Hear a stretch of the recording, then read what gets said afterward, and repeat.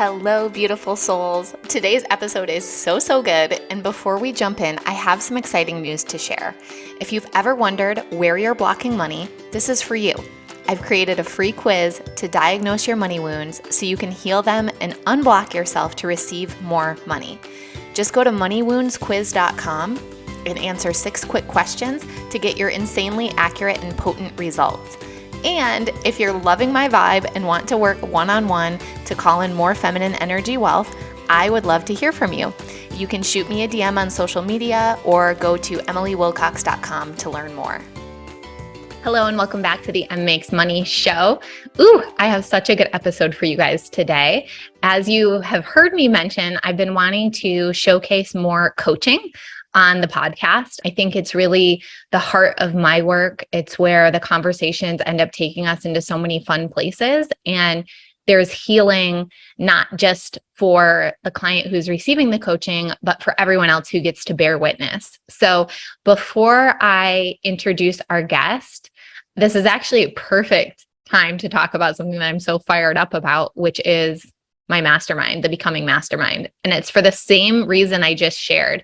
When we put ourselves in mastermind spaces where we're able to witness other people receiving coaching, it honestly is so transformative because you're learning from their issues, their celebrations, anything that's sticky for them and the other person and the next person and the next person and yourself. So talk about a quantum leap.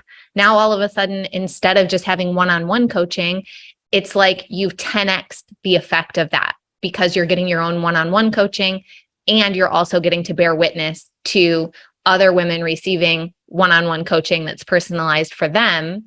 And you're getting to learn so much from the insights that they bring forward as well. So I have just been feeling really fired up about the Becoming and want to invite other multi-6-figure, 7-figure women entrepreneurs into this space.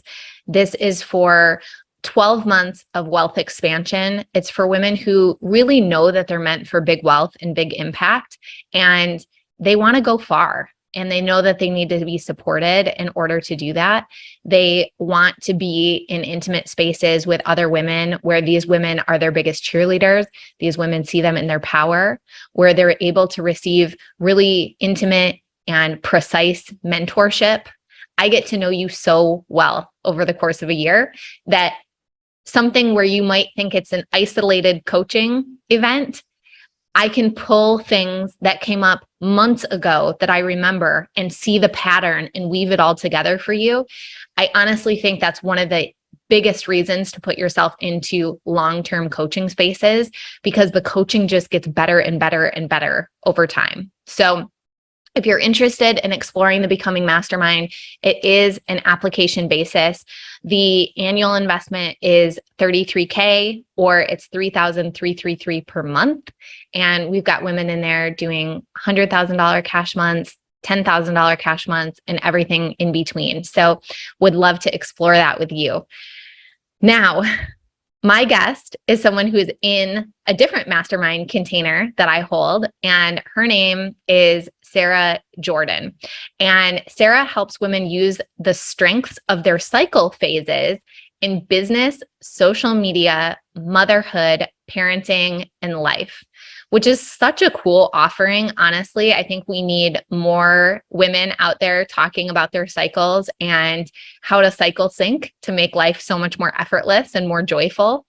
You guys are going to love Sarah, and she brings some really insightful questions to the table. And I also just want to honor the fact that when you allow your coaching to be shared on a podcast, that is some next level courage because she didn't hold back. She was willing to be intimate, be vulnerable, share anything that came up in the coaching session, knowing that then it was going to be shared on the podcast. So that is some next level vulnerability. And I just want to applaud Sarah for that. And I know that you guys are going to love this episode where we talk about the money trust wound and what to do with lump sum payments versus monthly recurring payments and how to get on the same page with your spouse about all things money. So without further ado, let's dive in. Sarah Jordan. Thank you so much for being here today. I'm so excited to dive into our session. Thank you for having me. I'm excited too. Yeah. Okay. So I know that you had a topic that you wanted to bring forward. So let's start there. Beautiful. So in the last couple of months, I've actually had my third 5-figure month in a row, and it was only on the 12th that it happened this month. And I'm like, yay! Congratulations. And there's so much month left. Like, I know. We're only 18 days in. It's amazing. I know. Thank you. Yes. My first one was in April, and then the last 3 in a row have been. And so in April, this thought was there, but like the ability to do so wasn't there. And so I just let it go, and I was like, whatever. Because April was a paid in full for a year. Okay. So last week I had someone pay in full for 6 months of private coaching. And there's this thought of like, okay, so because it's for 6 months, really I should only have access to the first, 1,700 for this month and 1,700 for next month. And the rest needs to just be like set aside and waiting for the next month to come rather than using it now. And there's this part of me that's like, yes, that's the wise, logical, smart thing to do. And then there's this other part of me that's like, but more is coming, so it doesn't matter. And I have like this dissonance in these two pieces of myself. And I was just so curious what you have to say about that. Yeah, I love that you're bringing this forward because I think this actually happens for a lot of us. And I've seen some clients like subconsciously block pay in fulls because they feel like, well, my expenses are measured out every month. I'm like, yes, but do you want the now money or do you want the later money? And both are good, honestly. Both are good. So essentially, it's like, okay, the pay in full money came in, and now do I trust myself with spending it now, or do I trust myself more saving it or measuring it out and rationing it? So on surface, there's no real right or wrong answer to this, but what we want to get to is like what feels most aligned to you so that you're not making the decision from a money wound or from a trigger, but you're making it from this like wealthy and wise version of you. So what do your monthly expenses look like associated with your business? It's about $5,200 a month because of the nanny. That's the biggest single expense. Okay. But obviously no one single client would be sort of expected to cover all of the expenses, right? No. So I think there's a few ways of doing it. You could say, when I really tap in, the thing that feels juiciest, most sustainable, most boss-like to me is to know that I have the expenses for the next 6 months set aside, whether it's from this client's payment or other clients or some mixture. That could feel the best. Okay. And it could also feel best to lean into the idea that like, well, is this going to be my last pay in full ever? And do I always pay each month's expenses with the money that's coming in that same month? Or can I expand my belief in the circulation of money so that instead of it being this 30 days, this much needs to come in because in this 30 days, this much goes out, and it instead expand to like a quarterly picture or a 6-month picture? When I'm sort of talking through these options, is there one that sort of feels more abundant in your body? I like having the 6 months set aside, but I think it's programming from a very prominent money person from years ago. And a lot of that programming has not served me in recent years. And so I think there's resistance there to that also. I have never had the suggested 3 to 6 months savings set aside until like the last month. And so that has felt really good because it's there. And yet, some of it's sitting there, and I know it's going to go out in January for taxes, which is okay, but it's there if something were to happen. Yeah. And so that has felt good. And so there's the part of me that's like, yes, let's go ahead and set that aside so that it's available. So here's an important reframe around this. When we're setting money aside, we want to look at it from an identity perspective, not a circumstantial perspective. So what your mind is saying, oh, I have this money set aside so that if something bad happens or if there's something unexpected, then I can cover an expense, which we really, from a law of attraction perspective, don't want to be inviting that in. Yeah. Instead of just saying, well, I'm just the kind of person that has 3 months of expenses set aside. Not because I think I'm going to need them. That's just the kind of person I am, because that feels so good in my body and it makes me feel so safe and it makes me feel like a boss and like I really am disciplined with my money. So that's just the kind of person I am. I really like that. I really like that. Cool. So that's part of it, is like changing this narrative. Now I want to dig into what I call the money trust wound, because my sense is that might be what's going on kind of underneath, sort of at the core of this, right? And the money trust wound is like, I don't trust myself with money. And the way that that can play out is in sort of codependent relationships where even though maybe we're making the money, if it's a purchase over a certain amount, it's like we almost want our spouse's permission, even though they may not really even understand what we're trying to spend it on, but it's like there's something in us that's like, sneaky, I want you to say yes to this as well, so that if this goes south and I screwed it all up, it's not totally me on the line because you also signed off on it, right? Or sometimes we might find ourselves doing it with like a parent, where all of a sudden, you know, like we're considering buying a new vehicle and we're like on the phone with mom being like, I don't know if I should do it. And it's like, okay, well, isn't that interesting that I don't fully trust myself to just buy this car, but I like want to talk through it with my mom, which, by the way, nothing wrong with us talking to our moms about purchases. It's just noticing what the energetics is. And then the way that it plays out more subtly as our wealth grows is like, I defer to my wealth strategist. I would have to talk to my accountant about that, where we put people on our money team and then we sort of outsource all of our power and our decision making to them because, again, secretly, we still don't totally trust ourselves and we're afraid that we're going to screw it up. Okay.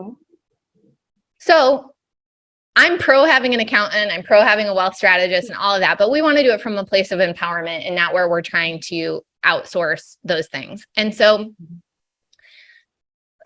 the way it's coming through for you, perhaps, if you resonate with this, is like, I trust myself with normal monthly client payments. That feels normal. But as soon as I have a bigger amount or a lump sum amount come in, I don't fully trust myself. I'm not sure. Do I do this? Do I do that? And the only reason that you don't trust yourself is because you think that maybe there's a wrong move and that you could screw it up. Yeah, that's well put, of the, what if I make the wrong choice? And at the same time, it's like, well, then we'll figure that out when we get there. But there is that there. Yeah. The money trust piece, it resonates, but in a way that's more like, in the past, I've been very, like, I've strangled money. And so, like, we've always had what we've needed for, you know, the hot water heater went out. Well, we have enough to cover it because, you know, we expected, again, that law of attraction thing. I had an emergency fund. And when you have one, you have an emergency, right? Yeah. And so being the kind of person that has the 3 months, like I just have that, feels so much different. It feels so much better. And I, like, the trust piece isn't that I'm afraid that it's just going to evaporate or that I'm just going to go blow it somewhere. That's not there. It's the trust piece of like, is this me strangling it again? Yeah. Well, and I think for you, and just some of the other coaching conversations that we've had, there really is trauma around unexpected expenses and just like that surprise, and it's not a good surprise. It's like, hey, guess what? We need you to pay for this. Hey, guess what? Here's this bill for this thing that you weren't expecting and that you didn't fully decide on, but we need you to contribute because you're part of the family. And so what you and I have talked about is like sort of creating your own stability around that by having a certain amount set aside. And so it's not that you're setting it aside per se because you think that the money is going to leave you, but more that you're choosing your own nervous system and you're saying like, I can handle anything that comes. And what might be fun to do too is set aside a certain percentage of it also for like fun, unexpected things. So it's like if your favorite band is like coming to town, you're like, wait, what? They're playing? Like you have this fun money set aside. And so again, it's like you're the kind of person who just has this money set aside. You've got cushion. Whether it's expected or unexpected fun or unexpected expense, it's all covered because that's just part of life. And you trust that money is circulating and that money can stay with you and grow and that it'll get put to work. I like that. Yeah, I really think having sort of the unexpected fun money is important too. Because like your body is sort of ready for every surprise to be a bad one. This is true. And no, in the recent past, that's been true. We're done with that. Yeah, exactly. Forget that story. The lesson is now you're ready for anything. Right. Yes. Cool. Thank you. Yeah, you're welcome. And congratulations on the pay in fulls. Like it's a good quote unquote problem to have. But I also just want to say, because I have seen coaches that for whatever reason, all of their clients pay in full and then they feel very unsteady in their business. Just watch it and notice it for yourself. Because, for example, you don't have to offer pay in full to everyone. You could just offer it to a certain number of spots in each thing that you're launching. You could just offer monthly installments. And then if people ask for a pay in full link, you give it to them. So you get to play with this because there isn't really one that's inherently better than the other. And typically for most businesses, it's nice to have a mix of both. I actually have a pretty decent mix of both. I have about $3,500 in residual every month right now in payments. And then, yeah, when the pay in fulls come, it's like this healthy surprise. Yeah. And yeah, it's nice. Yeah. So what I would look at is let's get your recurring up to like 8 to 10K a month. That's the goal. Yeah. Because then all of a sudden the expenses are already covered and we already know they're covered. And so then the pay in fulls truly get to be fun money. Like, okay, what do I want to do with this? Does this go in the house fund? Does this pay for the next 6 months with my own coach? Or you get to decide, and it truly is just like the cherry on top because you know that the monthly recurring is covering all of your expenses with a nice cushion on top of it. That's fun. Yes, yeah. I am eagerly anticipating that day. Yeah. Absolutely. So I really think that's like the ideal because then all of a sudden the pay in fulls, you don't feel like you have to do something super important with it. It's like, ooh, I get to play. Yes. This is so fun. How do I want to play with this money? Yes. Yes. I love that. Awesome. Cool. What else? Really? Let's see here. Does your husband, I guess I don't know a ton about you. Does he work still? Yeah.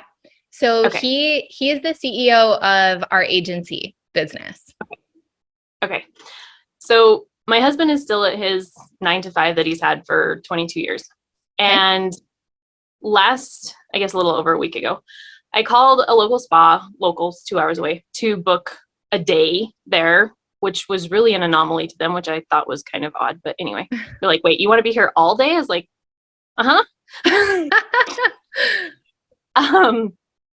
and it was my celebration, my anchoring in for a 15K month in September. Yeah. And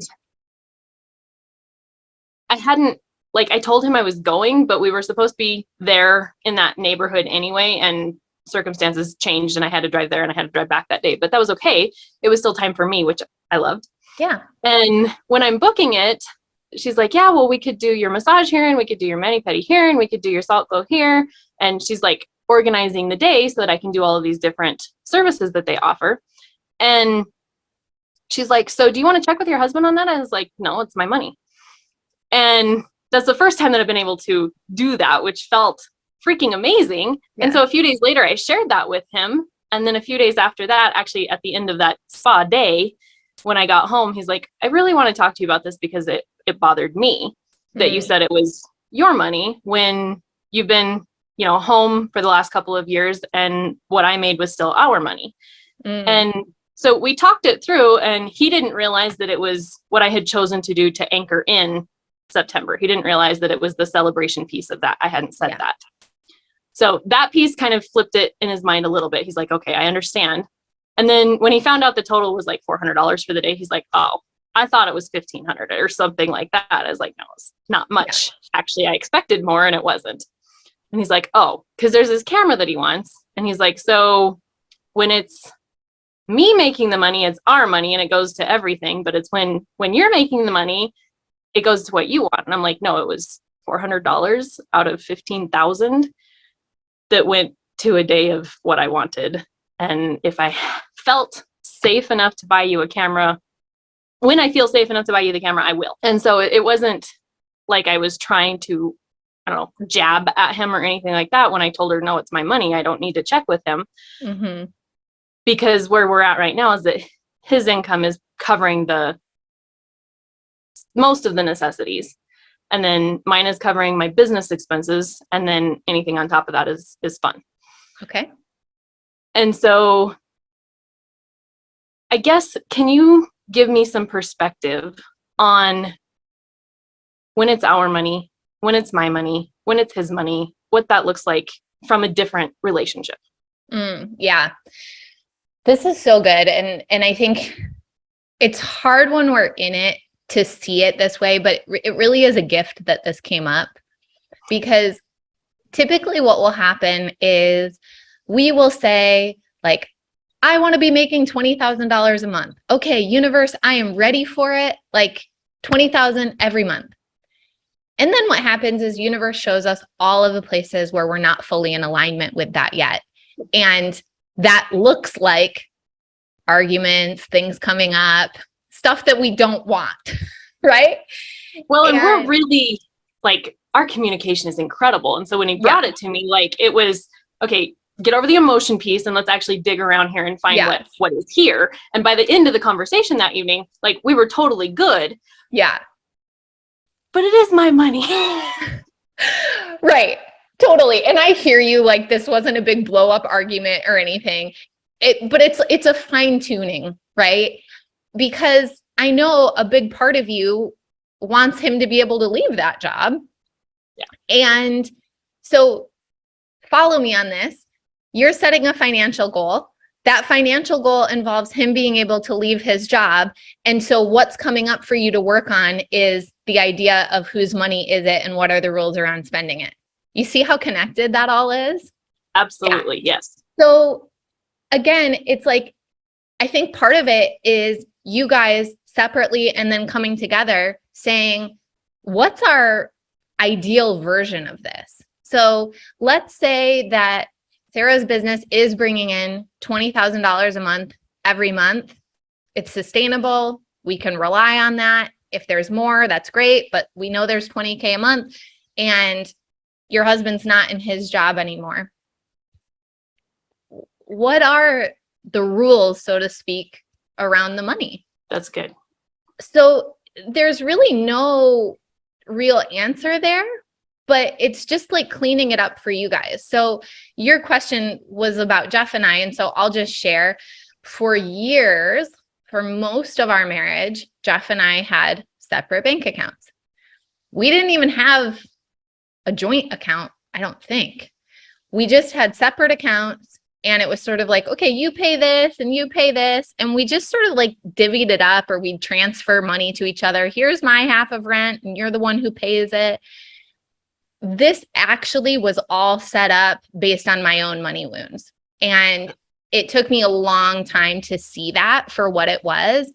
But my parents, who are still married, have never trusted each other with money, mainly my dad not trusting my mom. And so they've always had separate accounts.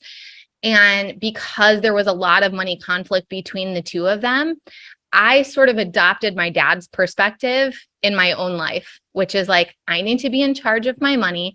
When I'm in charge of it, it makes me feel safe. I'm the one who needs to make sure that the household is running and that all of the bills are paid. I can't fully rely on my spouse for that.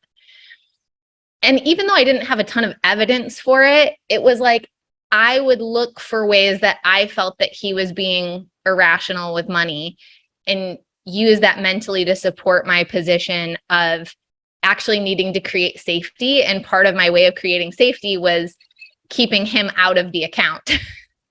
It was like, if everything goes sideways, I know that I'm in control of this money, and that feels really good. So for us, like when I really noticed that for what it was and was able to like do my own healing around it, that's when we were able to bring everything together joint. And, you know, for the most part, we don't really ask permission from each other. But what we do is we give each other a heads up on like bigger expenses. Mm-hmm. And so I find that that's really helpful for me, maybe even more than it is for him, but it takes away that unexpected piece. And so I don't like it if I'm logging into our account and I see, I don't know exactly what big would be, but let's call it like over $700. Yeah. So something that feels like a bigger chunk, and I don't know what it was for. And I don't know if it's the only one. I don't know if he's planning on 5 more this month. Right. That feels scary to me. But when he's just like, hey, heads up, I'm going to be making this purchase and it's going to be about this amount, then it's like, oh, okay.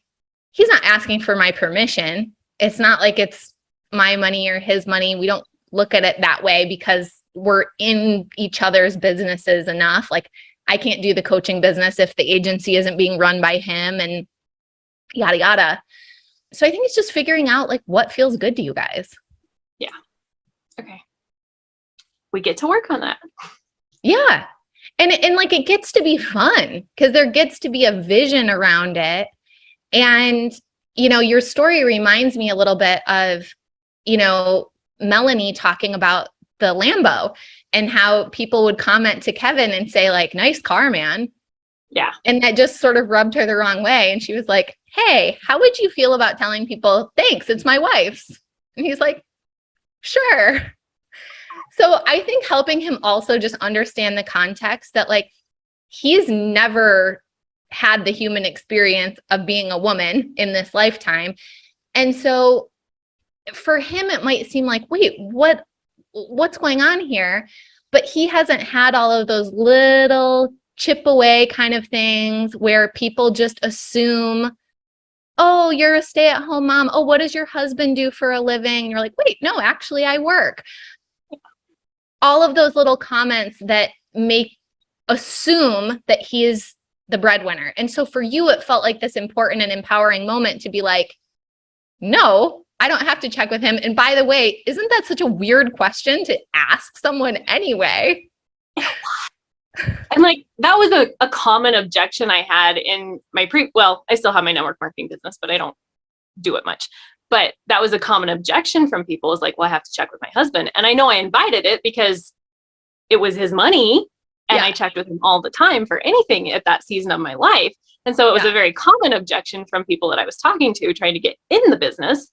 But then when the spa owner the receptionist is asking me that, I'm like, I called to book the appointment.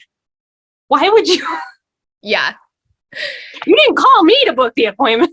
Right. It's so bizarre, but thankfully, like there was a gift in it for you and your husband because look, if and when all the money is coming from your business, it's like, does he get a say? in you hiring a coach that might cost $50,000, $100,000? Or is that a business expense and that's something that you get to decide on your own? And as long as the bills are being covered, he doesn't get a say in the rest? Or does he get a certain amount of fund money that just goes into an account for him so that he feels like he has full control over some of it? There's no right or wrong here, but it's just figuring out what's going to feel good to you guys so that there isn't, he might be harboring subconscious resistance to actually quitting his job. I'm actually interested, I guess, to see what happens when that consistent like 20 to 30K is coming in and he could walk at any moment, to see how long he stays. Yeah. Because I want it to be that freedom of like, do you want to or do you not want to? Yes. Technically, what he has said in the past is that he would like to be able to buy out the remaining years so that he has his full retirement from that position, which in the world of predictable and even possibility, that's probably 2 years out still, in order to be able to buy out the rest of his time to the 30-year mark. But like I'm good with that if that's what he desires. And if he comes home in the middle of January after a snow plowing shift and a micromanaging boss and he's like, I'm not going back, but that's okay too. Yeah. I love that. Like just giving him the choice and seeing how it all plays out. And it's possible, who knows, like maybe in 6 months or a year, it's the point where you don't really need his income, but you're not I don't know how the buyout works, if it has to be a full amount, but maybe he can just keep going to work and not taking a paycheck. And the paycheck goes towards the buyout. Oh, okay. That makes sense.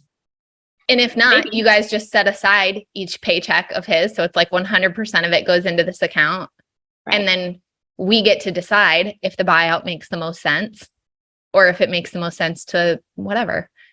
Put a down payment on an Airbnb and let that cash flow and let your retirement be what it is. And yeah. And then there's the part of me that's like, well, so I met my 21 income in the first 5.5 months of the year. Last week we officially doubled it in less time than it took to meet it the first time. Yes. Congrats. And let's see, last week was also my first 12-month consecutive 100K. And like when I'm seeing this, like the trajectory of this, I'm like, you're really gonna stay at the job you don't like for retirement that's gonna pay you like $2,000 to $3,000 a month? Right.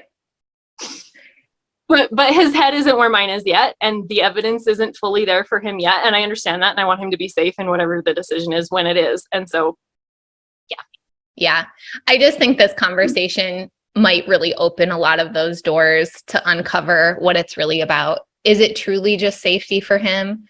Or is there a part of him that, feels a really important identity around providership and secretly is worried about you being fully in charge? I don't know. We have had that conversation because he's off this week and we're still nannyless. I actually have someone to call this afternoon to come tomorrow to interview, but anyway. And so he's with the kids this week while I'm working. And honestly, it's not been it's been good. It hasn't, I'm not sure what I anticipated, but it's been good. And we've had the conversation around when I work on a day that I don't normally work, when it's a weekend and I'm like, I really need to deliver this piece of content on Sunday. Would it be okay if? And gosh, the amount of providership that he gives me in that's not, it's not financial, but it's like, yeah, I got the kids, you got whatever amount of time that you need, or babe, I need to eat. I'm shaking. I'm in between courses and he'll make me a quesadilla really fast. Like the providership pieces that are in place that he recognizes as providership, and I do too, that are not financial, like that conversation has been had and it's been so cool. Oh, good. I'm so glad. It took me a long time to get there. And now I'm like, oh, my husband's providership is so next level. Like all of the things that he does for the kids in the family outside of work is worth like thousands and thousands of dollars every month. Yes. And honestly, I'm like, when we reach the day where he is, here full time or doing something other than what he's doing right now, like, he could take him to co-op every week. Wouldn't that be amazing? Yes. I don't like to drive. Yes. And he's a professional driver. Yeah. Go drive them everywhere. Absolutely. You're like, this is so perfect. Oh my gosh. Yes. Well, I am so excited for you. Thank you so much for bringing this stuff forward. And I really feel like you've got such a strong foundation in place, like in your business, your money mindset has come such a long way. You and your husband are in such a good place. I just cannot wait to see what the next 6 months and beyond holds for you. Thank you so much, dear. You're so welcome. Okay, I trust that you guys loved spending time with Sarah and I as much as I loved it. Isn't she amazing? So go give her a follow. She's on Instagram at Sarah_P_Jordan. That's Sarah with an H. And you can find her on Facebook, Sarah Jordan as well. And she has a free group on Facebook called FemmePower. So we will link all of that in the show notes. Now, here were my top takeaways from the episode. Number 1, no financial decision is inherently right or wrong. We just want to make decisions from an empowered place rather than from a trigger. Number 2, changing the story from an emergency fund to I'm the kind of person who has 3 months set aside just because I do is very powerful. Number 3, the money trust wound can show up at all levels of wealth. And often a symptom that we can notice from that wound is us deferring to someone else's decision around money. Number 4, when we order a big financial leap from the universe will show us where we're not yet in alignment. It's a gift so that we can clean it up. And number 5, exploring our ideal money setup with our spouse is an invitation for both partners to get aligned with a vision and not hold on to any sneaky resistance. So with that, thank you so much for tuning into the M Makes Money show. If you would, please, please, please leave us a review. Your reviews help other people to find this podcast. You can also share this episode if something landed for you, or tell a friend and family member who you think might be interested in this show. Thank you so much for helping to spread the word, and I will talk to you soon. Bye. Thank you so much for tuning into today's show. Before you go, I have something fun to share. Now, when you leave a review of the podcast on Apple, Spotify, or YouTube, take a quick screenshot and send it to hi@emilywilcox.com. You'll be entered into a drawing to win a free one-on-one Voxer coaching day with me, and you help the show reach more new listeners. Such a win-win. I also invite you to follow me on Instagram at mmakesmoney and to jump into my free Telegram community, The Money Club, which is linked in the show notes. Until next time, I'm sending you all the magic money vibes.